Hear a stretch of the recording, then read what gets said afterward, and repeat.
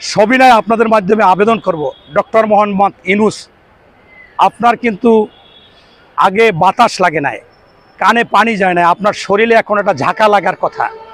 আপনি এই বাংলাদেশে রক্তের উপর প্রধান উপদেষ্টা হয়ে বিশ্ববরণ্য একজন ব্যক্তিত্ব, ডক্টর মোহাম্মদ ইউনূস নোবেল বিজয়ী, এই চাঁদাবাজ সন্ত্রাস দখলবাজের প্রধান আপনি কেন প্রধান বলতেছি, আপনি আজকে এই ছাত্রদের রাজনীতি করার সাহস উজ্জীবিত এবং সব কিছু দেখিয়ে পথ দেখিয়ে আপনি ক্ষতি করেছেন শিক্ষা অঙ্গনের।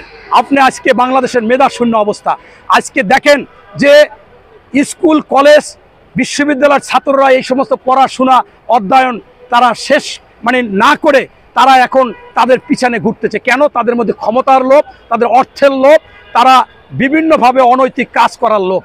আমি জাতির বিবেক, আপনারা সাংবাদিক, আবার শিক্ষক, আবার যারা বড় বড় পর্যায়ে আছে, আপনাদেরকেও বলবো, যখন আপনারা দেখেন যে আসিফ মাহমুদ সে ফুটপাত থেকে জামা কাপড় প্যান্ট শার্ট জুতা কিনে পড়তো, সে এখন কোটি টাকার গাড়ি চলে, ফোন কেনে, এটা কোথা থেকে পায়? আপনারা একটু অনুসন্ধান করে যদি আগেই আপনারা বলতেন যে উনি কেন পায়, এই অপরাধ করার সাহস পেত না।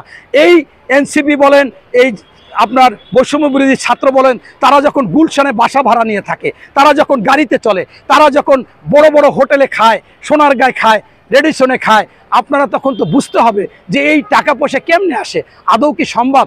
আপনারা যেদিন সাংবাদিকরা শুনেছিলেন যে এরা বলে যে তাদের ডোনার আছে, এবং একজন দুইজন না, হাজার হাজার ডোনার, একবার শুনি 40,000 ডোনার, এই ডোনাররা কি গা চুলকায় তাদের হালাল টাকা কাউকে দিবে? অবশ্যই এরা চাঁদাবাজ, সন্ত্রাসী, দখলবাজ, অবৈধ অপরজনকারী, তারা এদেরকে দিয়ে পালতো। তাই আমি মনে করি যে আজকে ডক্টর মোহাম্মদ ইউনূস জাতীয় এবং আন্তর্জাতিকভাবে প্রথমেই সাক্ষাৎকার দিয়েছিল, ছাত্ররা তাদেরকে বসিয়েছে। দ্বিতীয় সাক্ষাৎকার দিয়েছিল, ছাত্রদের আমি দল করতে বলেছি, ওরা বলছে একটা আসনও পাবো না, আমি বলছি তোমরা ক্ষমতায় যাবা। এরপর ডক্টর ইউনূসের যারা সাথে প্রেস সচিব, এই শফিকুল, এই প্রেস ক্লাবে বসে বলেছে নেক্সট প্রাইম মিনিস্টার হচ্ছে নাহিদ। এই ইনিয়ে বিনিয়ে তাদেরকে এই পথে এনে এখন স্কুল কলেজ বিশ্ববিদ্যালয় বাংলাদেশে ধ্বংস হয়ে গেছে।